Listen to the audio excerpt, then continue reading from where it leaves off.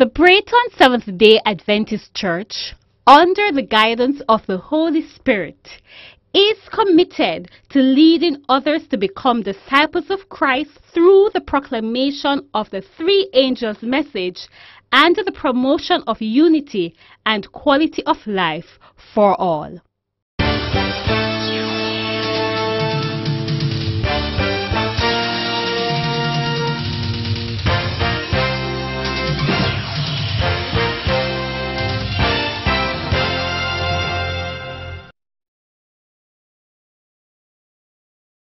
Ladies and gentlemen, please stand for the commencement of the Braeton Leadership Symposium.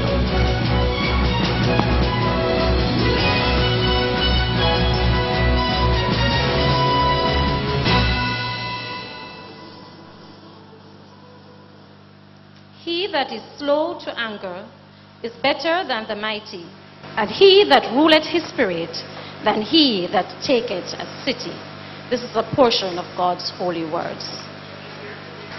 Oh, great Heavenly Father, your people gathered here in this session this evening, seeking to develop the skills that will make us more relevant in a dynamic society.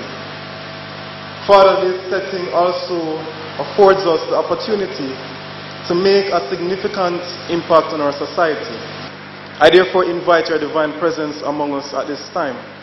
Lord, I ask in a special way that you will grant the presenters, the moderators, the panel members clarity of thought. You may grant them clarity of speech. And I pray, Lord, that as we sit here this evening, we may all be better edified, and we may take something away from this place that we can share with those who we come in contact with.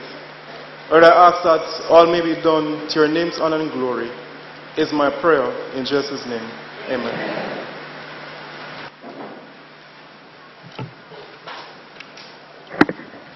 Guest speaker, Dr. Herbert Thompson, Pastor Everett Brown, President of Central Jamaica Conference, other members of the clergy, ladies and gentlemen, good afternoon.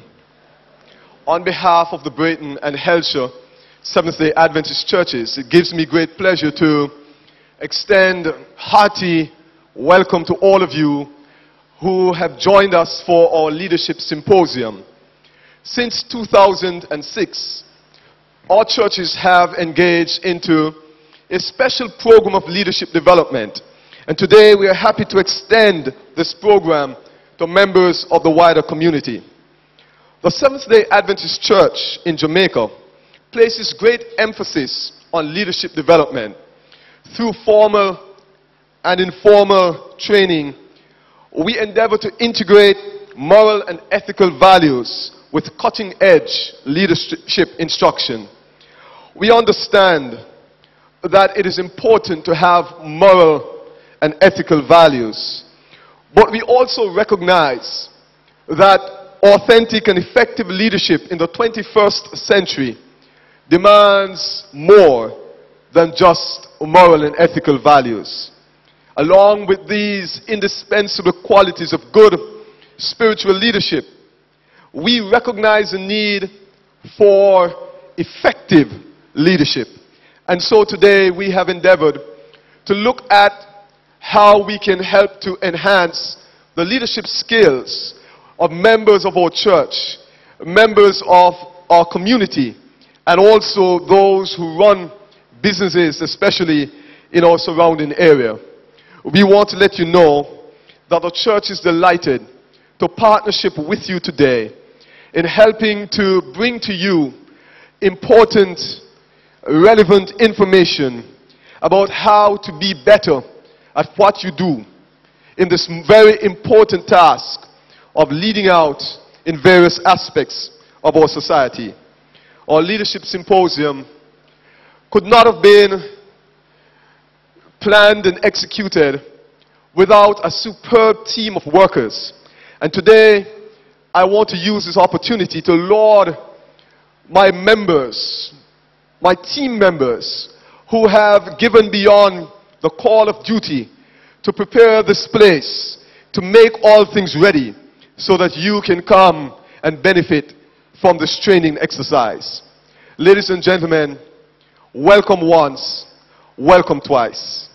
I now invite our distinguished president of Central Jamaica Conference, Pastor Everett Brown, to bring greetings. Pastor Brown. Pastor Jeff Jefferson and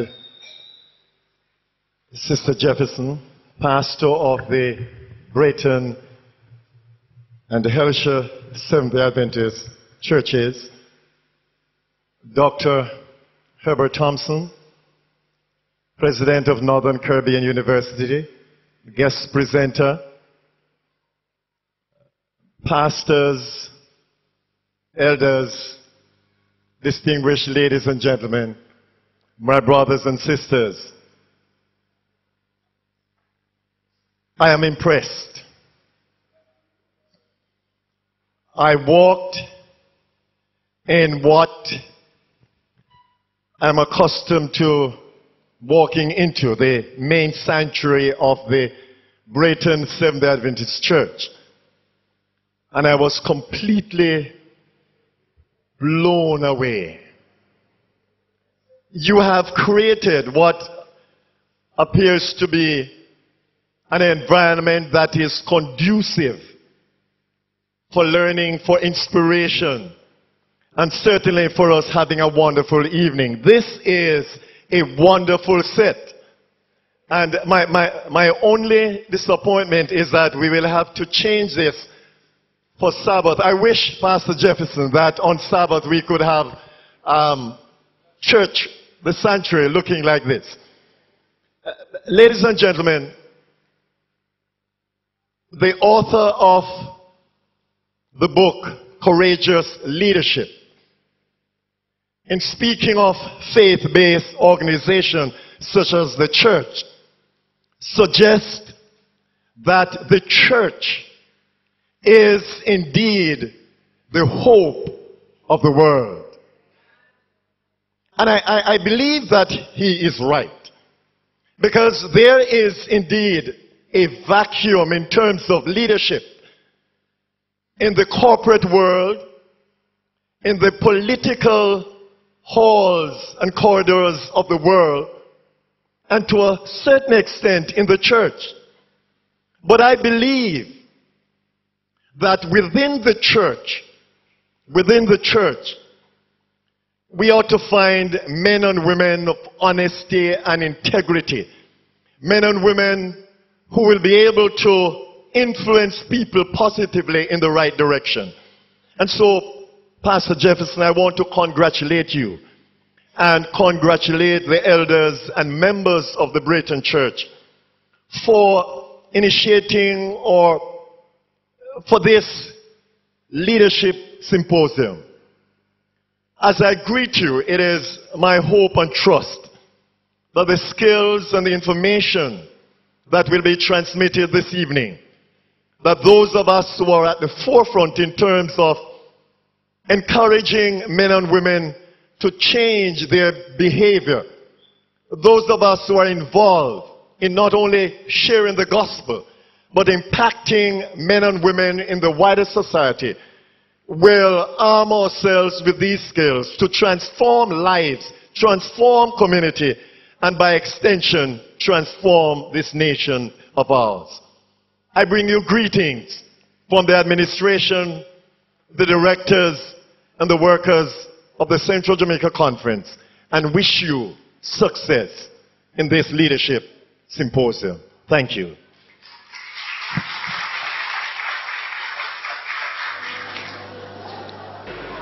Welcome, ladies and gentlemen, to another interesting session in this very one-of-a-kind leadership symposium. In this session, we will be focusing on creating social capital, a function of leadership.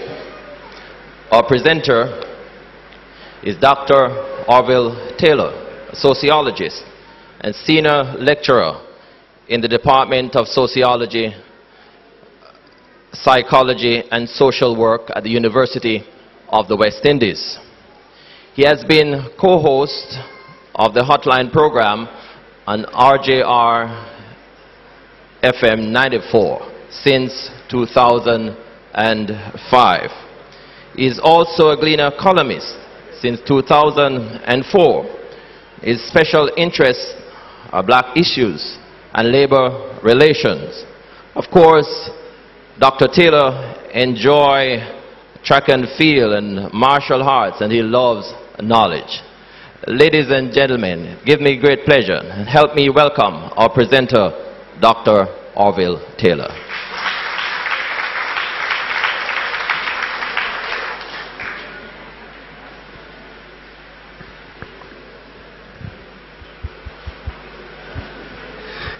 Good evening, brothers and sisters. One of the things that I'm not very good at is protocol. Never really liked it. I probably learned a little bit too much from Jesus. I like the Japanese way of doing it, because when you do the Japanese version, you can't miss. The Japanese, basically, when they have a formal occasion, they step forward and say, all courtesies observed. Konnichiwa. So, rather than running the risk of, outlining all of the people who I'm supposed to be greeting and saluting and bigging up, just allow me to say, all courtesies observed. Bless you.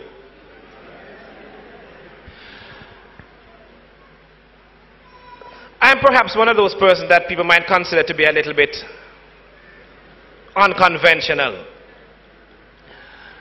I don't have any problem with that either. Because it is convention that has taken us to the kind of crisis in leadership that we have here today. And before we talk about fixing the leadership crisis and solutions and building the next generation of leaders, I think you need to have an understanding as to what it is that we are facing and where we are coming from. I wear a lot of black. You all know. And I wear a lot of black, one, because I like what black looks like, but also, very importantly, because I will not allow people to forget the long journey that we have undertaken to get where we are today. The unemployment problem that we have here is a black problem. Believe it or not, I don't know any unemployed Chinese. The Chinese employment problem is so solved that they import a lot of people wholesale to work in them. And you never find anybody unemployed. I can't remember the last time I saw somebody who's Chinese who's begging me any money. Huh? And if it's an Indian, it's a dark-skinned Indian, not the light-skinned Indian. So understand the levels, as my friend on the road would say. Let's not be hypocrites about it. We are facing a black problem. But we are facing a black problem in many ways. And many ways it's because we have made statements about it which are worse than the reality really is. And we have internalized it. The Lord gave me a brain. And having given me a brain, I refuse to misuse it by polluting it with ignorance, whoever it may offend. I'm sorry.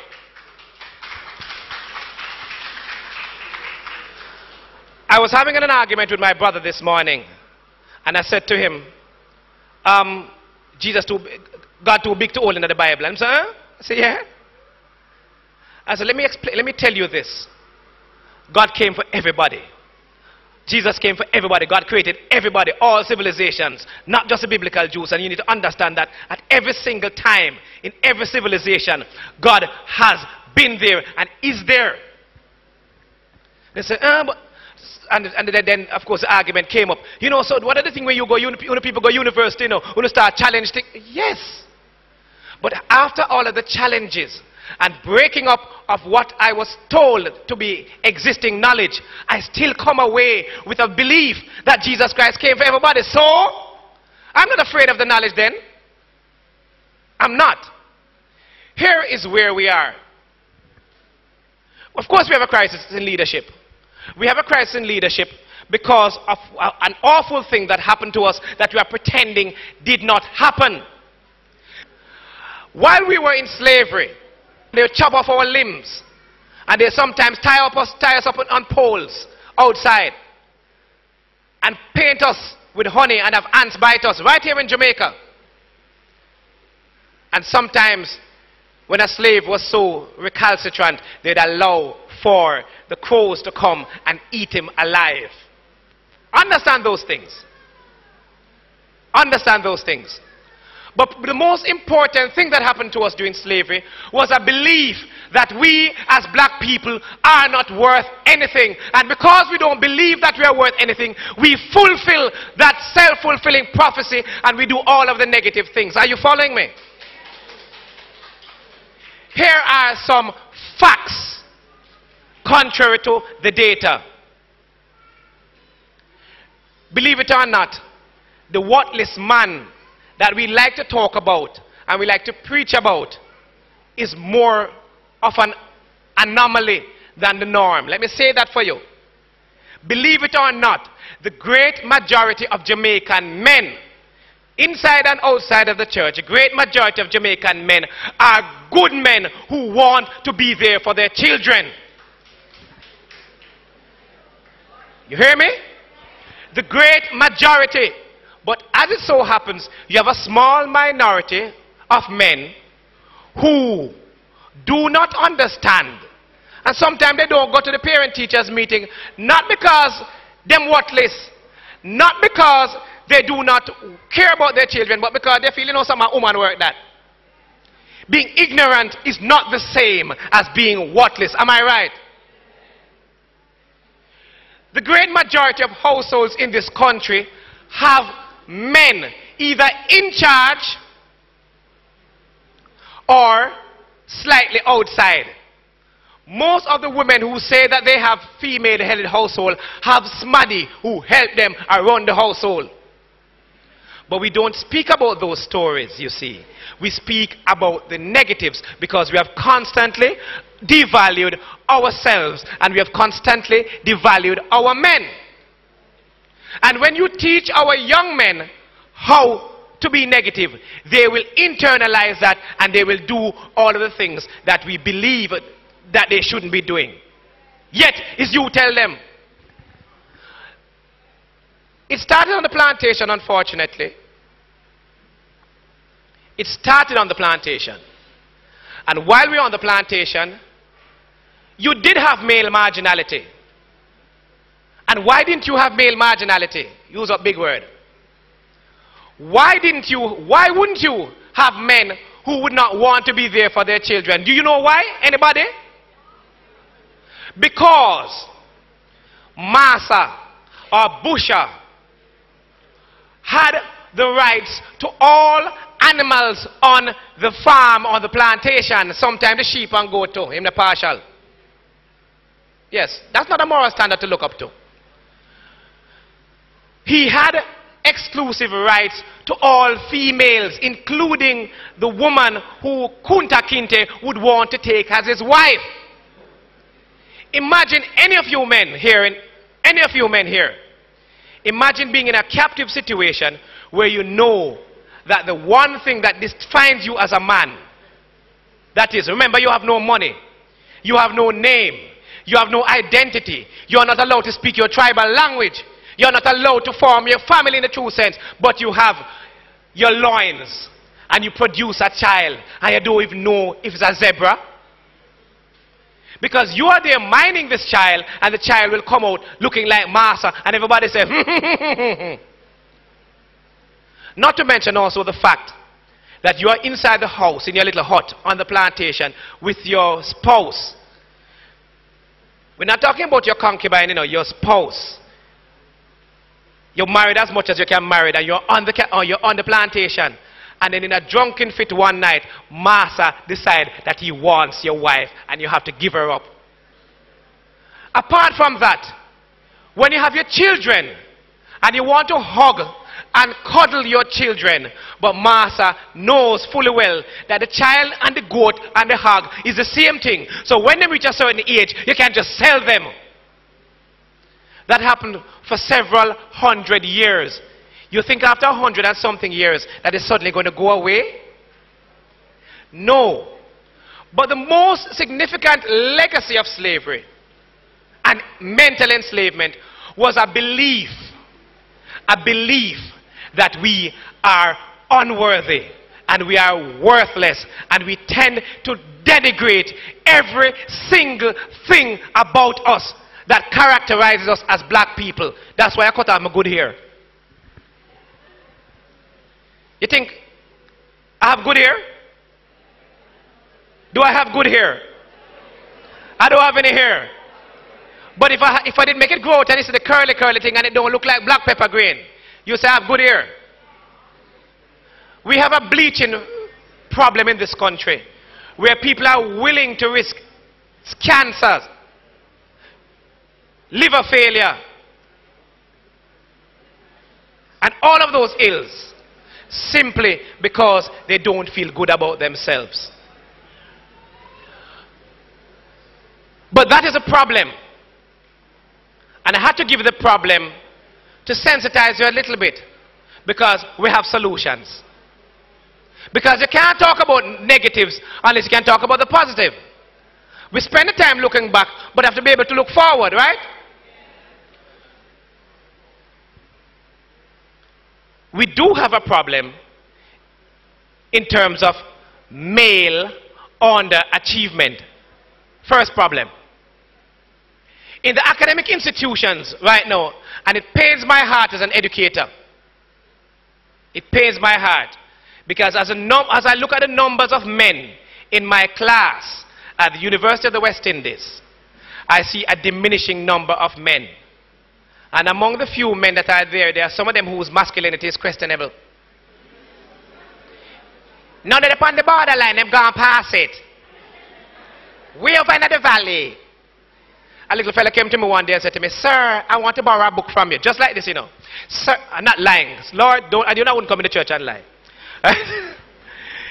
He came to me and said to me, "Sir, I want to borrow a book from you." Just like that. I said, "Which book?" "A book by Professor Barry Evans. The book named Unbecoming a Man." We said, "Too late." Now, it came out of my mouth suddenly, and then if I thought about it, I wouldn't have said it. But I said it. Young men are underrepresented at all levels of society. But let us touch school first and foremost, because it is education that is going to liberate us. Let us not be afraid of knowledge. Do not be afraid of knowledge.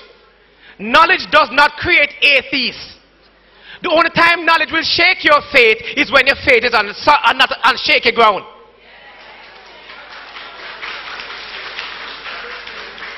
And that is why the Pharisees and Sadducees wanted to see Jesus Christ executed. Because they were taking their own tailored version of the truth. And they were not willing to open up their minds to what was known as the absolute truth. Truth has no color or no shade. Don't run away from it. Seek the knowledge.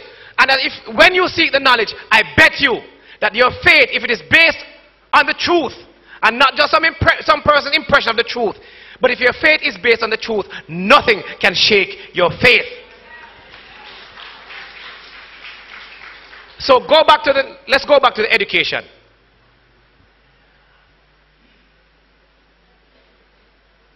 From you reach about grade 3, sat on the National Council of Education for a while, didn't go to too many meetings, sat on the University Council of Jamaica, I sit on the board of St. Patrick's Primary School. By the time you get to grade 3, some teachers are in here, right? By the time you get to grade 3, young boys are underperforming compared to the girls. As young as grade 3, and a grade 3 child is what, 9? 8, 9? 8, 9. Good. By the time you get to GSAT, G sat over there so, and she sat over there so. And G sat while she worked. And so you have underrepresentation at the GSAT level. And so therefore, garbage in, garbage out. So by the time they get to C-Sec, boy thinking about C-Sex and girl thinking about C-Sec. CXC and him thinking about SEX. Him underachieving. So then it is simple. It is, by the time we get them at the University of the West Indies, there's been a process of elimination. But part of it, a free fault. Part of it is our fault. And here is part of the solution. Solution 1. Emphasize learning among young boys in particular, young children, young boys, because they are the ones who are going to be most challenged. We live in a society that downplays the significance of oratorial skills. If a man, a young boy, is able to speak properly, what's the first thing you call him? Yeah, sissy, oh you chat so much, yeah, gal. Yeah, gal. Gal? No, I'm not a girl, absolutely not. My sexuality is intact. Absolutely not gay. Love to be in female company. I like men company too, but not in the same way that I like female company. Definitely not. And I am, because I speak proper English, that's not a compromise of my masculinity, but we need to tell the little boy them that it's alright to talk English, because it is not cool to be duns and a thugs, and you can't spell thugs.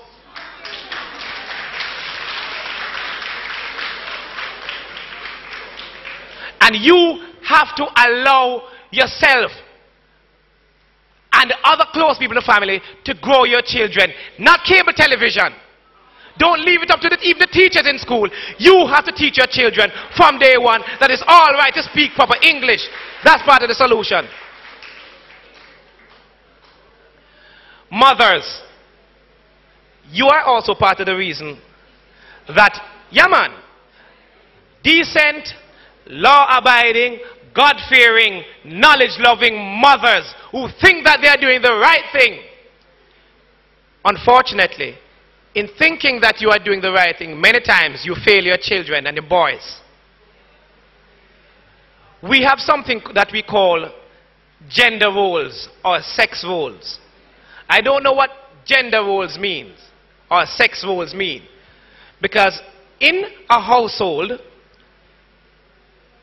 boy, if you can cook, boy, if you can wash, boy, if you can tidy, clean the toilet with the scrub brush, and go in the corner with a toothbrush and clean through. Are you listening to me? Boys must learn the responsibility of taking care of their immediate spaces. How can you get up from out of a bed and don't know how to spread it? Are you near man? Are you your place? You must learn to protect your ends and teach your son to tidy up the place. Wash him clothes, take pride in him appearance, and if necessary, even comb him like a sister here too. So who you want to call my little sister here? Somebody who don't care about the little sister? But unfortunately, we have privileged our young boys from very, very early. So when you are not teaching your sons and your little brothers the domestic skills, and you're allowing them the freedom to go out and play football, and go and run track and field, and go to karate training without having done their chores, you are underdeveloping them and not teaching them responsibility. That is part of the problem. So part of the solution is to fix that problem. So please make a note of that. I love sports very, very much. I will sit down for an entire day in the National Stadium and watch track and field.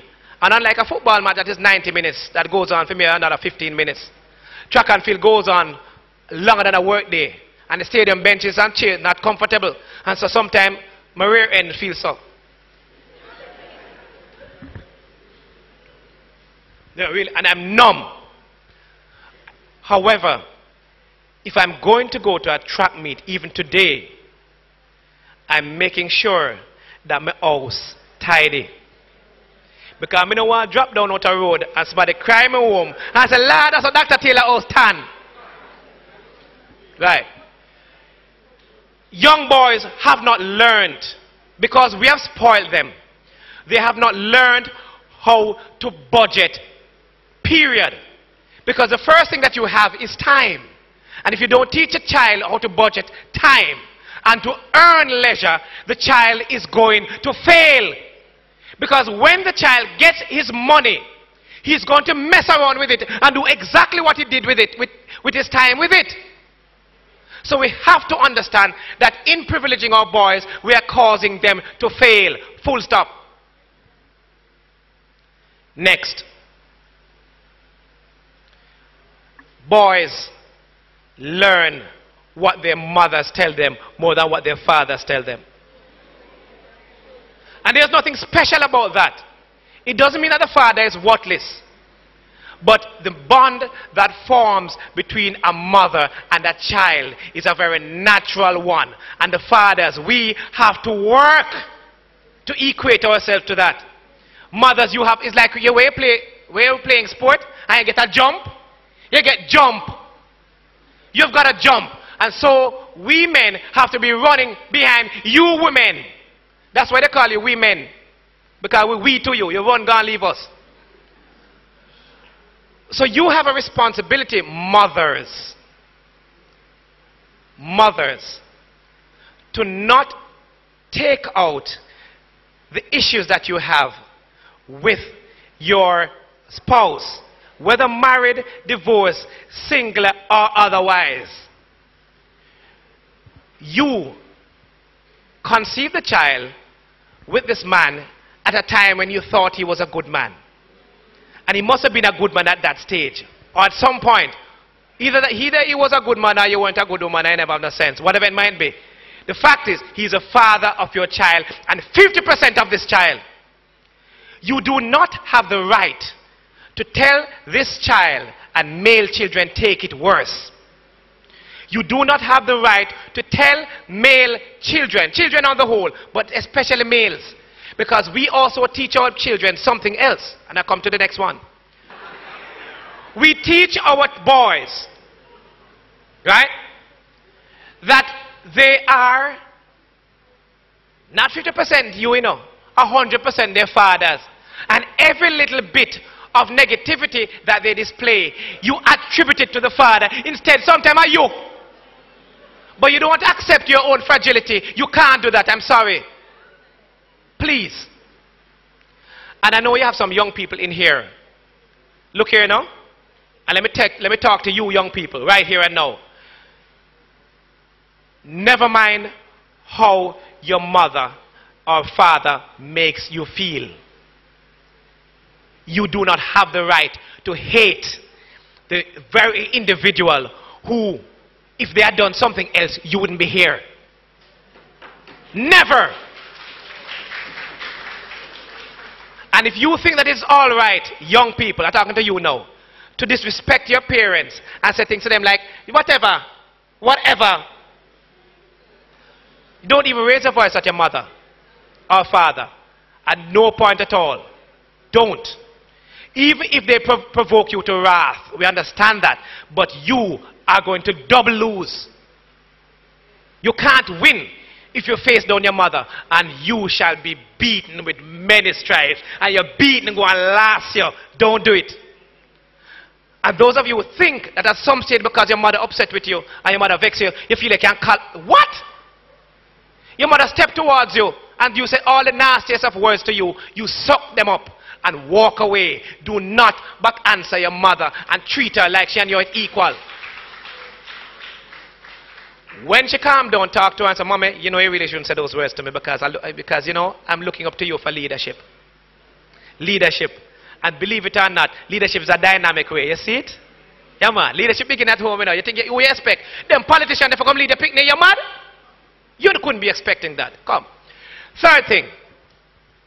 We need to teach our young men to be total human beings. It's all right to be tough like common entrance mats. It's all right. But it's also okay to cry. Because if you do not let out a little bit of steam out of the radiator, it's going to blow up in your face.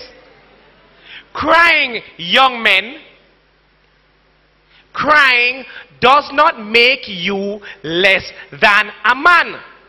Big man too, pastor. The greatest man to ever walk this earth, Jesus, and he had all of the power of God. Jesus had all of the power of God to go so. Jesus could go so. Jesus was so cool, you know. Jesus come and gave us some little, one or two little display. Jesus looked at Lazarus and said, Lazarus, come forth. And Lazarus shake off the maggots and get up and come up. Solid. You have a storm. And Jesus walked out. I mean, Jesus said, hold on. What do you wait up for? When you couldn't deal with that on yourself. You could calm the storm because I taught you that your faith should be good. All right. Storm. All right.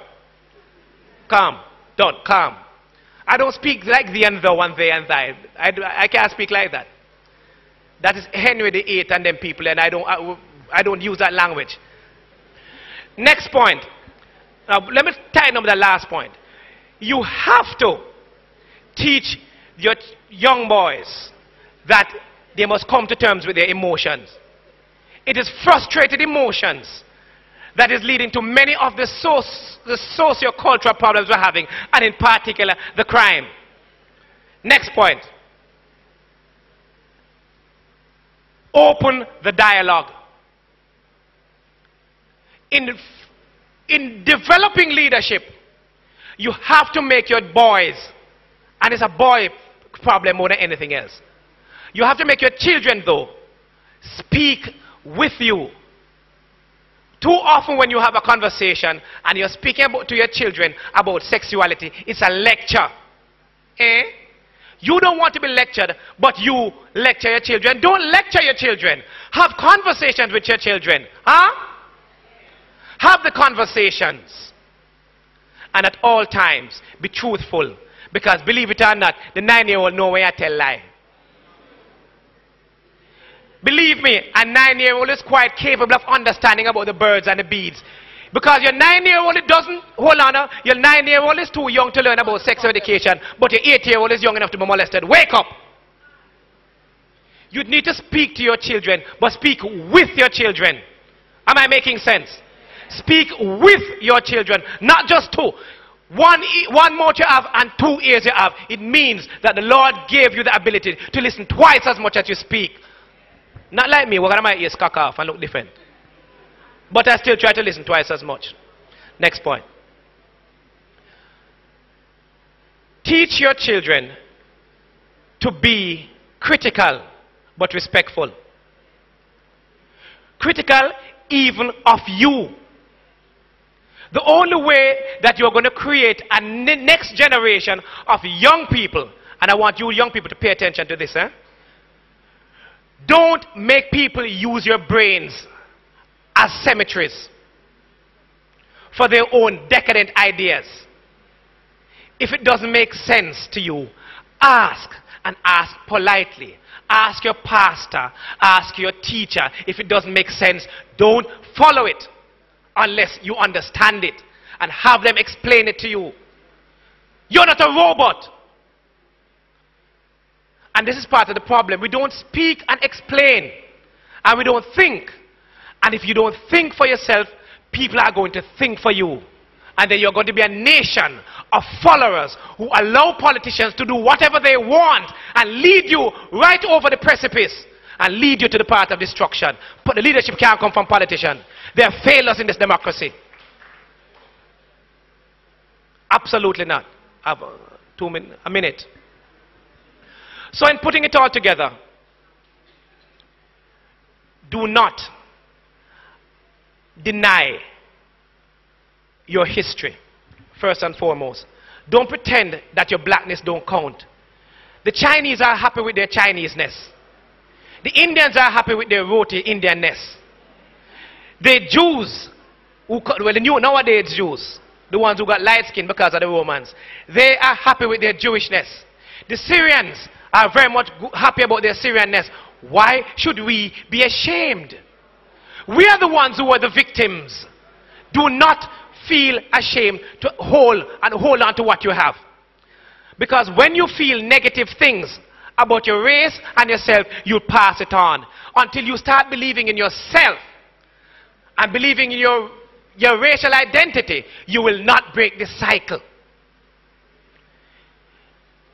You have to treat your children, and if you're young, you have to treat yourself as a natural resource. Listening? You have to treat yourself as a natural resource. You have to learn how to budget your time and to do this thing I call earn your leisure. Young people in particular, I want to point this out to you. I know I'm just over time. Thank you. But you have to earn your leisure.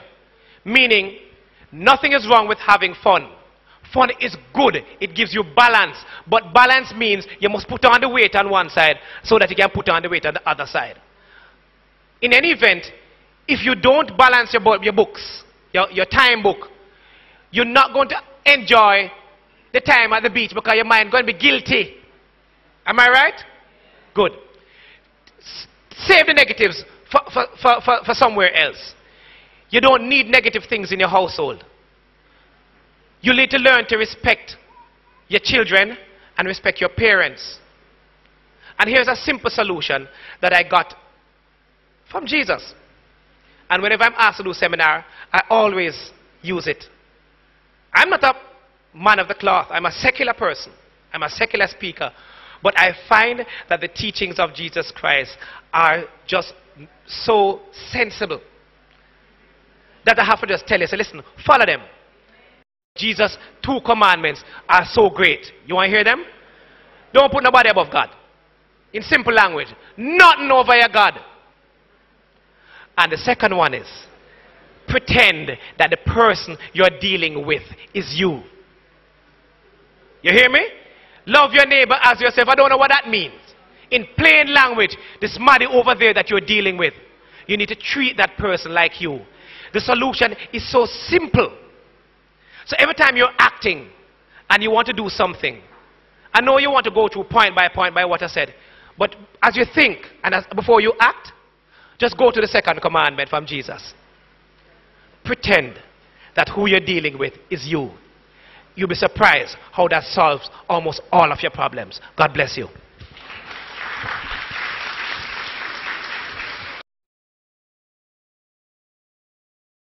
Ladies and gentlemen, welcome to our final segment of our Leadership Symposium. I'm sure you would join with me to thank Dr. Taylor for his very, very stimulating presentation. As we listen to him, indeed, there are some times when the audience was spellbound, you were silent, and sometimes you were cheering. And we believe, Dr. Taylor, it is because of the way you have taken us through the twists and turns of very interesting thoughts that you indeed have shared with us today. We are happy to be joined by 3 panelists: Pastor Lorenzo King, the pastor of the Sydenham District of Churches in St. Catherine. We are also happy to have Miss Roma Tomlinson from the Hellshire Seventh-day Adventist Church and Mr. Carl Willie from the Portmore Seventh-day Adventist Church.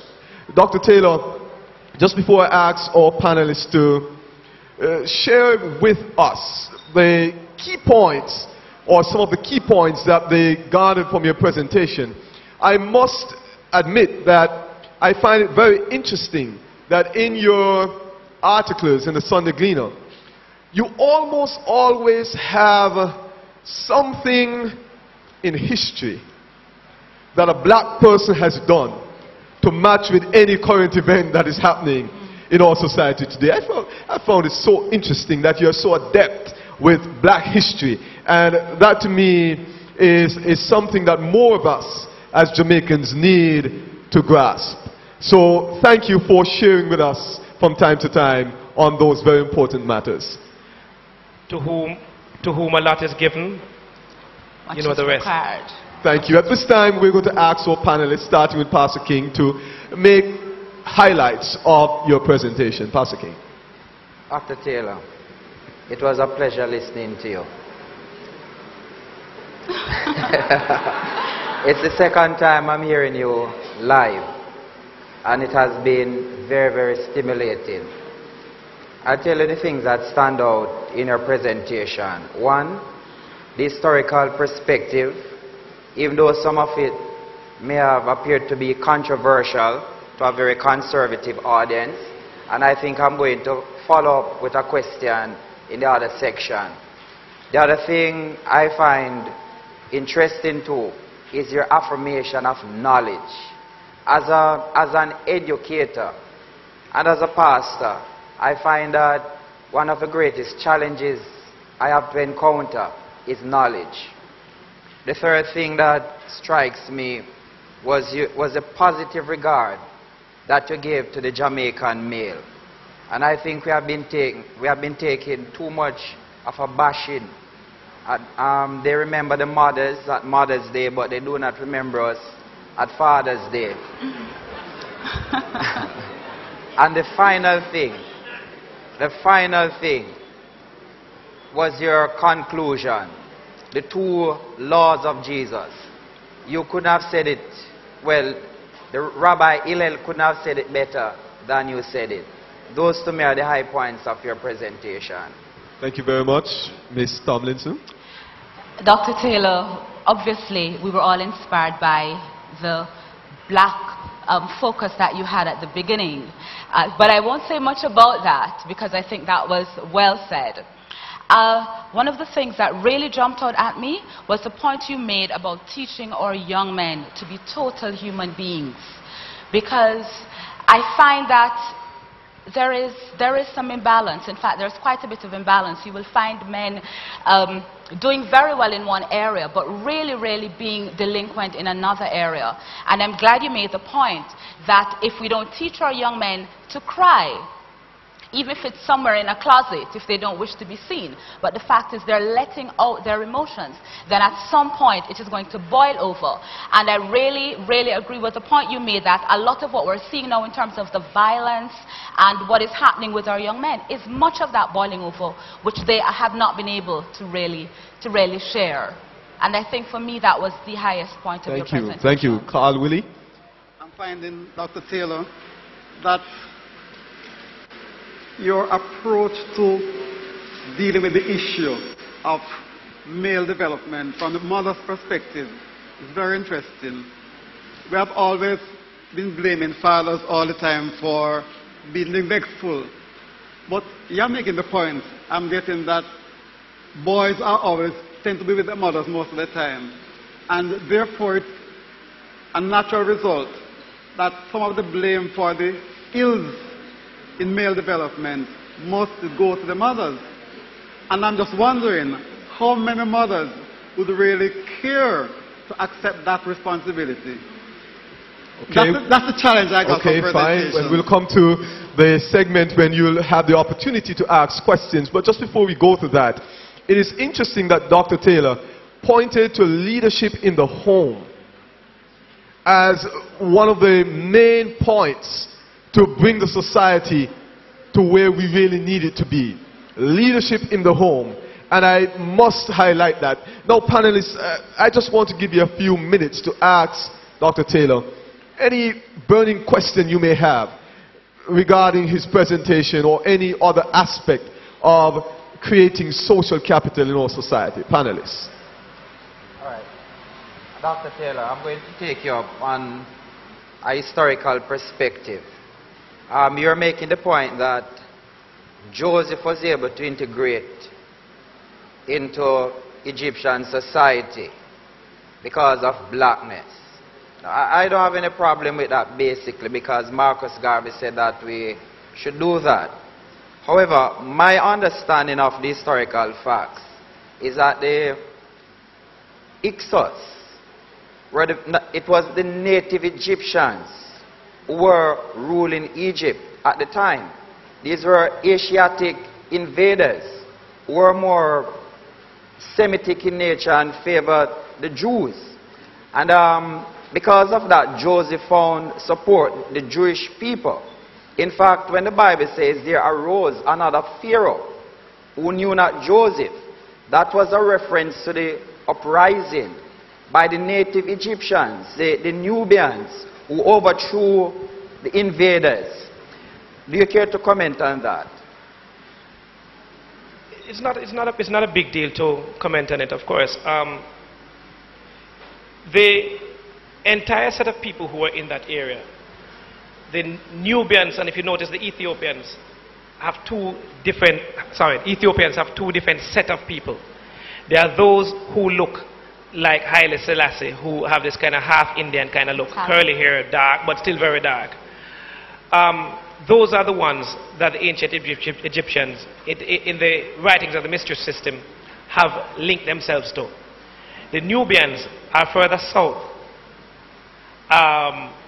But of course, in the great Ethiopian empire, they were all one. So, one of the interesting things about history is that it's often written by the conquerors and the dominant. And they tend to do so in a way that, quote-unquote, benefits them. In fact, the Egyptians, quite interestingly, are not among the best historians, because what they have been known to do, like pharaohs, they have been known to chisel out pieces of history, especially things which have to do with their losses in battle, etc. So they have been known to, at different points, different pharaohs, different would do things to embellish the history a bit. So I'm not relying only on that kind of historical source. I'm relying on the new, even more recent anthropological evidence, as well as on the research of people like Chech Anta Diop and Ivan van Sertima, etc. All right, thank you. Thank you very much. Other panelists? Yes, But Dr. thanks for the question. Yes.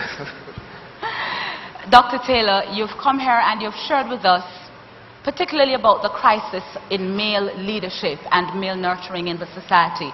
It's one thing for us to have the head knowledge, but it's quite another thing to can't make, that connection.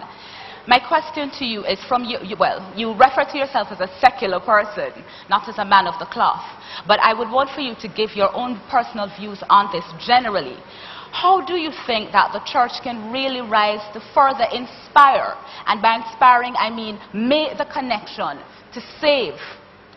I use that word guardedly, but I use it anyway, to save, to stem then the crisis that we have, because some young men are already out of the home. How do we stem that? That's a wonderful question, and that is probably the critical question, and you need to please pay attention to what I'm going to say.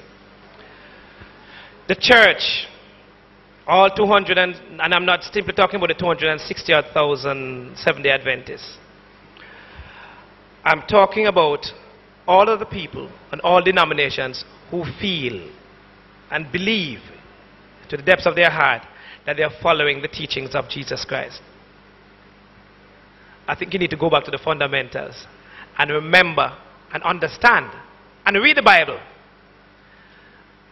Not enough people who preach the gospel and who say that they are Christians read the Bible. Reading the Bible is not going home and reading Psalms and Proverbs from over and over and over and read the same thing. And I've met some people who profess their devout Christianity and say, listen, I've been a Christian for 20 years. I say, have you ever read the Bible? I said, well, I read it every night. They read it about 4 times a week. I said, how have you ever read the total Bible? We never read the whole thing yet. But so hold on, where you read the whole time? You're my student, are you in class?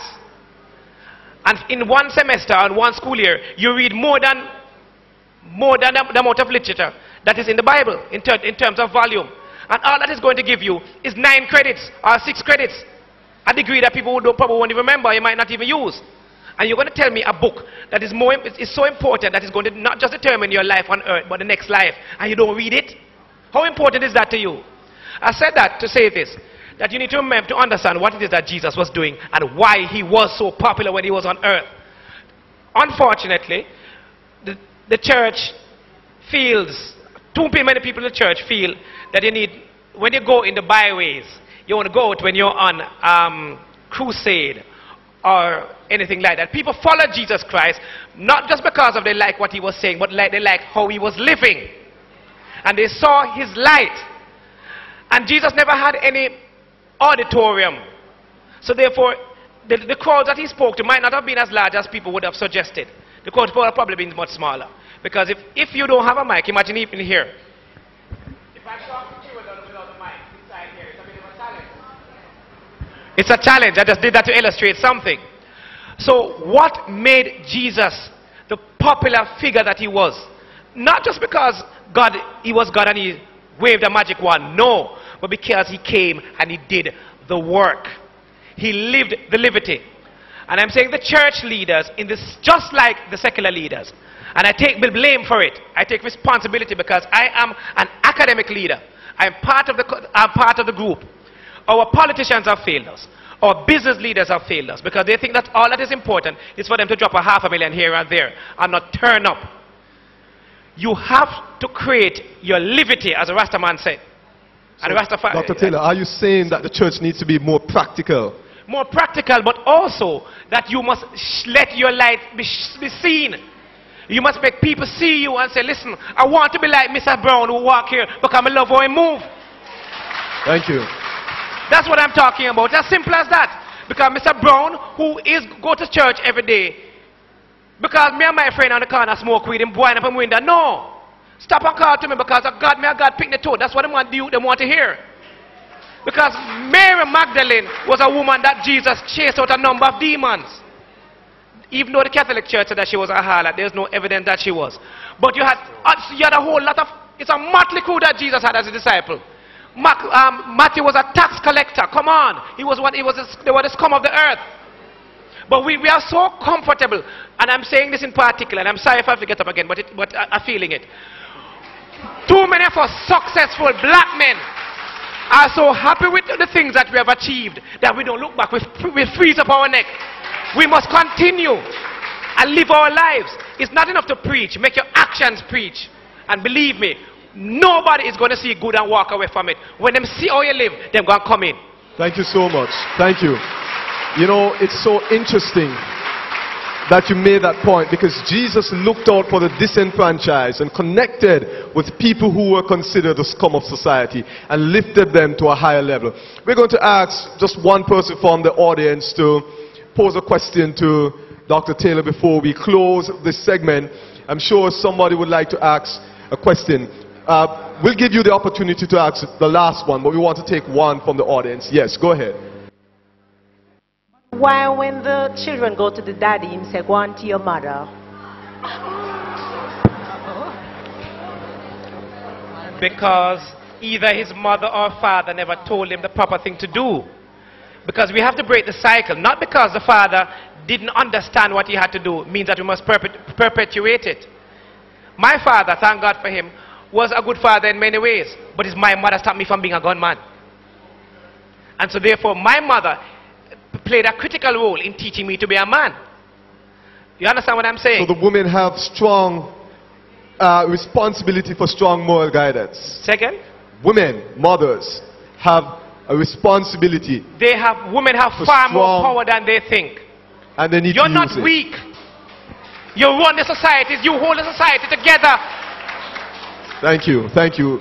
So, Mr. Carl Willie, we're going to give you the final question and then we will close our discussion segment. Go right ahead. I know you have disavowed the role of politicians in providing leadership.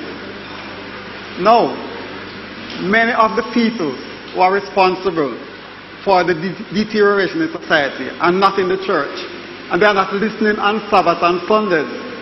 So, who is going to speak to those people on the outside to create the social cohesion that we need? That's the interesting question. That is the very point I was making. You don't expect them to walk and come inside here. You have to be out there because the politicians are out there telling them foolishness and are telling them because the politicians are not interested in uplift of the youth, you know. That's a secondary thing. What politicians are interested in is being in power. If they manage to uplift the youth in being in power, that's nice too. But don't be fooled. Right? So let me tell you, we vote for politicians, huh? But when we raise the bar among ourselves, we know that certain politicians, I'm going to tell you something before I go. In Barbados, as a matter of fact, when in the last election, some things went on. But while we were having our debate, our debate and I was doing the television appearances, one of my friends who's a Barbadian called me and said, because he lives here now, he said, Orville, you know that 25% of your politicians here in Jamaica would never be elected in Barbados. Because you have a more educated population there, and a set of people who are much more interested in keeping their societies together. And the civil and civic leaders, the civic leaders out there, the politicians, but the civil leaders speak. When the Barbadians in 1991 were faced with a crisis where the dollar was about to devalue, you know what they did? They decided that they were going to take pay cuts in the private sector first. Then the government, they went to the government and the government ministers followed suit. The private sector leadership came up because the Barbadian people were sold onto the notion that if the Barbadian dollar went down from 198 for one, where it has been for about for 20 odd years, to anything else, they would not be able to stop it. And then poverty and everything and all of the things that they see in Jamaica would happen. The Barbadian private sector got up and said, listen, no man, we're not going to make that happen down here, man. We're going to cut our salary too. And the government follow well. Oh, cheese on bread. That's what they said. Thank you so much. Ladies and gentlemen, I'm sure you'll agree with me that this has been a very stimulating sitting. I'd like to thank Dr. Taylor, Pastor King, Miss Tomlinson and Mr. Willie for participating in this very, very, very informative and highly charged panel discussion setting. At this time, I'm going to be inviting Mrs. Jessica Campbell to come and give the vote of thanks, after which we'll have prayer and then refreshments.